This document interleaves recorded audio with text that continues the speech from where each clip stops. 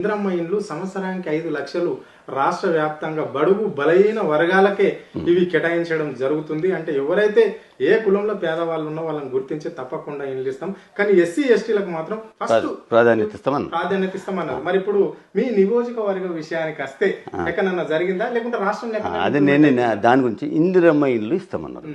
ఇందిరమ్మ ఇల్లు ఏంటంటే ప్లాట్ ఉన్న వాళ్ళకి ఏంటంటే 5 లక్షల రూపాయలు ఇస్తామని వీళ్ళు వాగ్దానం చేశారు. గతంలో ఏంటంటే గత టీఆర్ఎస్ ప్రభుత్వంలో డబుల్ బెడ్రూమ్లు కట్టించారు. ఇప్పుడు అర్బన్ సిటీలో అయితే ఫ్లాట్లలో కట్టించారు, నియోజకవర్గాలలో ఎక్కడ దీన్ని బట్టి ఇండ్లు కట్టించారు. ఇండ్లు కట్టి ఆ ఇండ్లు ఈయనకి చేతగలేదు ఇప్పటిదాకా. బీఆర్ఎస్ గవర్నమెంట్లో కట్టించి ఇప్పుడు మా జైరాబాద్ నియోజకవర్గం గురించి చెప్తాను. గతంలో బీఆర్ఎస్ క్లియర్గా ఇండ్లు అయినాయి. సుమారు 800 నుంచి 900 వరకు అయినాయి, కంప్లీట్ అయినాయి. ఈవెన్ వాళ్ళకు అలాట్మెంట్ పేపర్స్ కూడా ఇచ్చారు. అలాట్మెంట్ పేపర్స్ ఇచ్చిన తర్వాత ఈ రోజుకి ఏంటంటే గవర్నమెంట్ వచ్చి 18 నెలలు అవుతున్నాను. 18 అంటే ఈ రోజు వరకు వాళ్ళకి ఎందుకు కూడా ఎక్కడ కూడా వాళ్ళకి అలాట్మెంట్ ఇల్లు చూపెట్టలేదు. వాళ్ళు నిన్న అందరు పోయిందంటే ఫ్లాట్ల దగ్గర అందరూ ఇది పెట్టుకుని కూర్చున్నారు అన్నప్పుడు అవే ఈయనకి చేత కానప్పుడు ఈ 5 లక్షలతో ఇల్లు కట్టిస్తా అంటే ఎట్లా నమ్మాలి? ఆ తర్వాత ఇంకోటి ఏంటంటే 5 లక్షలకి ఇల్లు కాదు, 5 లక్షలకి ఏడుగుడు. ఆ 5 లక్షలకి పోని వాడిని ఏంటంటే కట్టుకొని నువ్వేదో నీ ఇష్టం వచ్చినట్టు కట్టుకొని ఏదో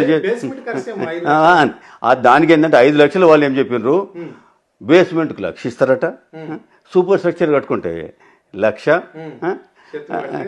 చెత్త పడితే 2 లక్షలు, అయితే లాస్ట్కి 1 లక్ష ఏంటంటే ఇల్లు మొత్తం ఫినిష్ అయితే ఇస్తారండి. అయితే నాకు తెలిసినంత వీళ్ళు ఆ బేస్మెంట్ వరకు ఏమన్నా చూపెడుతుండొచ్చు, కానీ అంతకు మించి వీళ్ళు ఇల్లు ఇచ్చే ఛాన్స్ లేదు.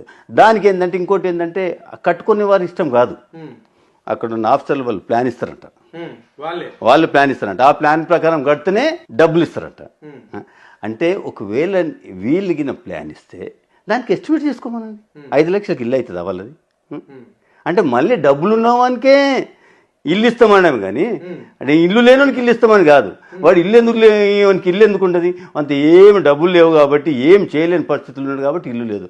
అలాంటి వానికి ఏంటంటే కేసీఆర్ ఏంటంటే డైరెక్ట్ ఇల్లు కట్టి కంప్లీట్ ఫర్నిష్ చేసిన తర్వాత, ఫర్నిష్ చేసినాక తాళాలు ఇచ్చింది. అలాంటిది వీళ్ళ దగ్గర ఏడుంది? అంటే వీళ్ళు ప్రజలను మభ్యపరుస్తున్నారు. మభ్యపరిచి ఇందిరమ్మ ఇల్లు 7 ఇందిరమ్మ ఇల్లు. ఇంకోటి ఏంటంటే అందరి దగ్గరికి వెళ్ళి అప్లికేషన్లు తీసుకున్నారు. అవి ఈ రోజు వరకు అప్లికేషన్ స్టేజ్లోనే ఉన్నాయి, ఎక్కడ కూడా అలాట్మెంట్ వచ్చినట్లు లేవు. ఇందిరమ్మ కమిటీలు వేసారు మళ్ళీ ఊర్లలో. అంటే వాళ్ళ పార్టీలు ఒక డౌట్ వస్తుంది, ఇందిరమ్మ కమిటీలను గ్రామాలలో వేసారు కదా, అంటే ఆ ఇందిరమ్మ కమిటీ ఎవరైతే సెలెక్షన్ చేస్తుందో ఆ గ్రామం నుంచి వాళ్ళకేనంట కదా ఇండ్లు, ఇది వాస్తవమేనా? అది మ్యాక్సిమం అదే లెక్కలు జరుగుతున్నది. ఇందిరమ్మ కమిటీలు వేసారు. ఇందిరమ్మ కమిటీలు ఎవరు ఉంటారు? అంత వాళ్ళు ఉంటారు, కాంగ్రెస్ సంబంధించిన వాళ్ళు ఉంటారు. కాంగ్రెస్ సంబంధించిన వాళ్ళు రికమెండ్ చేసేది వాళ్ళు ఉన్న వాళ్ళకి రికమెండ్ చేస్తారు.